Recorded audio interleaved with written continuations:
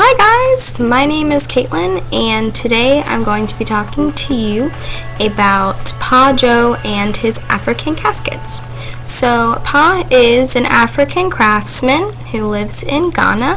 He was born there in 1947, and at age 16 he began apprenticing under his uncle Kane Kwai. I think he may have been forced to start this apprenticeship by his mom. She either forced him or inspired him, but all good things. He apprenticed under his uncle for 10 years before he opened his own shop in 1976. And in his own shop he trained several very skilled coffin craftsmen, and today any of the fantasy coffin craftsmen are in Ghana were trained by him. It's kind of understood that he is the grandfather of the fantasy coffin trade. So today he works with his two sons in a small shop outside of Ghana's capital. So what are these fantasy coffins of which I speak?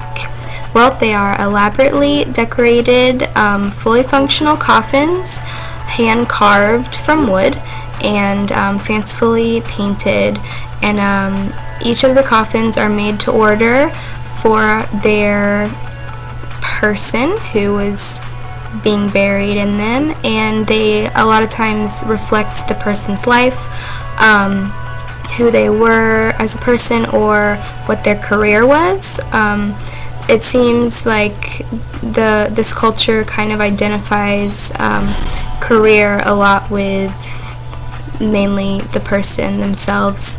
A lot of times they'll even position the corpse in a fashion that resembled what they did in their life. I read that sometimes they'll post someone up with a sewing machine if they were a seamstress, or beside a tackle box if they were a fisherman.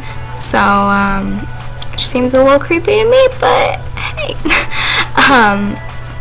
Let's see, so they can be in the shape of fish. A lot of times if someone's a fisherman, that's kind of a popular option. A lion for someone who was the head of the house. Beer bottles, cigarette boxes, you know, some people's vices, and I even saw a half-naked lady on there, so don't know what she was up to in her life, but hey. Each of these coffins takes a long time to handcraft and carve out and paint, anywhere from 4 to 12 weeks, and a lot of times these works are only seen by a handful of people before they're put into the ground and buried forever. Paa Joe has made thousands and thousands of these, and aside from the few that are still in exhibitions, there's thousands and thousands of them in the ground that only a few people have seen. So it's kind of interesting that he puts these months and months into creating these beautiful things, and then they're gone forever, out of sight. So he said a lot of times the paint will be just dry after months and months of working, or not even dried yet, and then it's in the ground and gone for no one to see. And he said in an interview that sometimes it makes him very sad to depart from these projects. It's believed that Paa's uncle Kwai was the inventor of these coffins in the early 1950s. It was believed that he invented them then, but some historians think that it was a fellow Ghanaian who created them a few years before his uncle. They believe it was Ata Oko, not Paa's uncle Kwai, or Kwai, or however you say it. But what we do know, no matter who invented it, we do know for a fact that they were inspired by something called figurative palanquins, which were decorative vessels used to carry the Ga kings and subchiefs. So if you've ever seen the movies when the big dudes are carrying the king with the bars on their shoulders. This is basically like that, but they're very fancifully decorated and painted in bright colors, and they're based on the owner's totem. So if the king had a lion as their totem, his palanquin would be a lion. And so that kind of relates back to how the fantasy coffins are crafted, where it has a lot to do with who the person is, you know. So in 1989, Paa's work was featured in Paris at the National Museum of Modern Art, and since then, over the years, he's been featured in more than 13 different exhibitions. And in the heyday of his popularity, he was even visited in the workshop by 2 U.S. presidents, President Jimmy Carter in 1989 and former President Bill Clinton in 1998. And when Jimmy Carter went, he bought 2 coffins, which was pretty cool of him, because Paa Joe was rolling in the Paa dough, because those things go for a bit of money as far as the money system works over there. They sell for $600 a piece, which something that takes months and months to hand carve, that seems inexpensive as far as art goes. But in Africa, it's an average monthly income of about $50. So the up to $600, that's kind of a lot over there.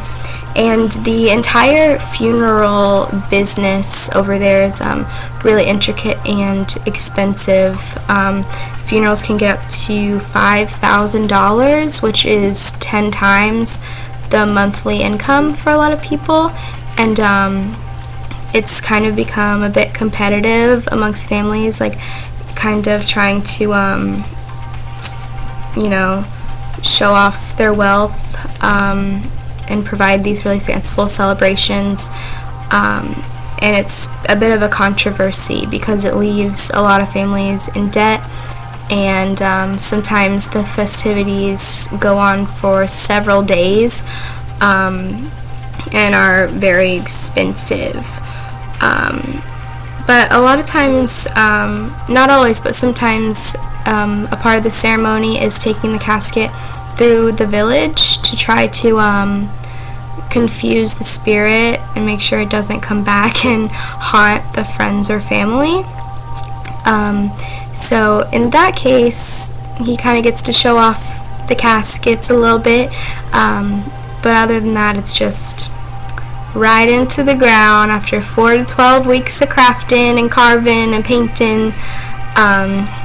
So yeah, unfortunately, since 2007, his business has been in decline despite the extreme quality and the extreme demand for the funeral business. So in 2007, he had a bit of a slump, and he was forced to leave his shop in Ghana's capital of Accra to a more remote location, which is about 2 hours away.